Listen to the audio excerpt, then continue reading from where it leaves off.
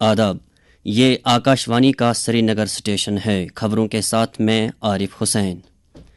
وزیر اعظم نریندر مودی روس کے شہر کازان میں 16ویں برکس سربراہ کانفرنس میں شرکت کے لیے آج روس کے دورے پر روانہ ہو رہے ہیں۔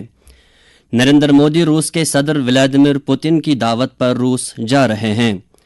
2 روزہ سربراہ کانفرنس کا موضوع ہے انصاف پر مبنی عالمگیر ترقی اور سلامتی کے لیے کثیر سطحیت کو مستحکم کرنا۔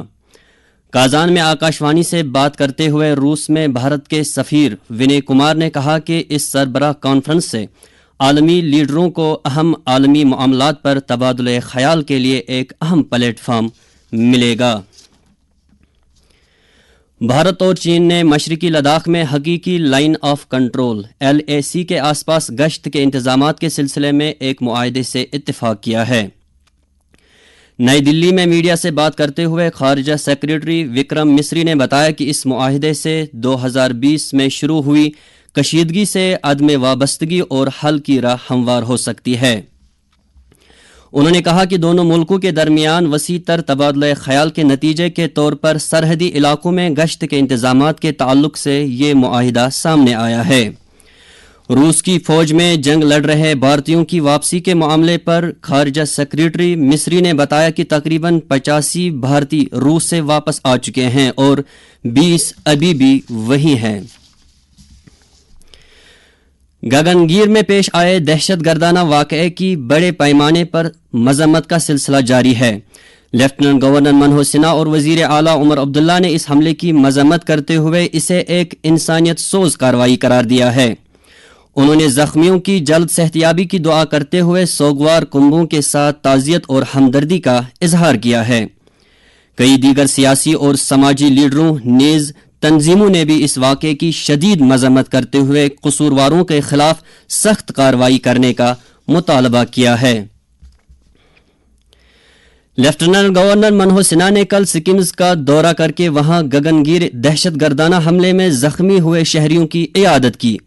دورے کے دوران سینئر ڈاکٹرز کی ایک ٹیم نے LG کو زخمیوں کو دیے جا رہے علاج و معالجے اور ان کی صورتحال کے بارے میں تفصیل سے جانکاری دی۔ دراصل لیفٹیننٹ گورنر منوج سنہا نے محکمہ داخلہ کے پرنسپل سیکریٹری چندر شیکھر بھارتی کو ہدایت دی ہے کہ وہ گگنگیر دہشت گردانہ حملے میں مارے گئے افراد کے لواحقین کے حق میں فوری طور سے مالی معاونت واگزار کریں۔ انہوں نے APCO انفراٹیک کمپنی کو ہدایت دی ہے کہ وہ بلا کسی تاخیر کے مہلوکین کے لواحقین میں کمپنسیشن جاری کریں۔ SRE کے تحت متاثرہ کنبوں کو فی کس 6 لاکھ روپے دیے جا رہے ہیں، جبکہ کمپنی کی طرف سے ان کنبوں میں فی کس 15 لاکھ روپے کی امداد دی جا رہی ہے۔ ہر ایک زخمی شخص کو 2 لاکھ روپے کی ایکس گریشیا بھی دی جا رہی ہے۔ لیفٹیننٹ گورنر منوج سنہا نے کل جموں میں شہید ششی اوبرال کے افراد خانہ کے ساتھ ملاقات کی اور ان کے ساتھ تعزیت کا اظہار کیا۔ انہوں نے متاثرہ کنبے کو یقین دلایا کہ قصورواروں کو جلد کیفر کردار تک پہنچایا جائے گا۔ انہوں نے کہا کہ حکومت متاثرہ کنبے کی بہبودی کے لیے ہر ممکن اقدامات کرے گی۔ جموں کشمیر قانون ساز اسمبلی کے عبوری اسپیکر مبارک گل نے کل اسمبلی کمپلیکس سری نگر میں حال ہی میں اس ایوان کے لیے منتخب 89 ارکان کو عہدے اور رازداری کا حلف دلایا۔ حلف برداری کی تقریب شروع ہونے سے پہلے اسمبلی کے سیکریٹری منوج کمار پنڈت نے اس گیزٹ نوٹیفکیشن کی ایک کاپی ایوان کے سامنے رکھی جس میں حال ہی میں منتخب ہوئے ارکان کی فہرست شامل تھی۔ سب سے پہلے وزیر اعلیٰ عمر عبداللہ کو حلف دلایا گیا۔ واضح رہے کہ اس مرتبہ ایوان میں 51 ایسے ارکان ہیں جو پہلی مرتبہ بطور اسمبلی ممبر منتخب ہوئے ہیں، جبکہ 2 ارکان عبد الرحیم راتھر اور علی محمد ساگر 7ویں مرتبہ چناؤ جیت کر اسمبلی کے لیے منتخب کیے گئے ہیں۔ آخر پر درجہ حرارت۔ سری نگر میں رات کا کم سے کم درجہ حرارت 7.3 ڈگری سیلسیس ریکارڈ کیا گیا، جبکہ جموں میں رات کا کم سے کم درجہ حرارت 20.5 ڈگری سیلسیس ریکارڈ کیا گیا۔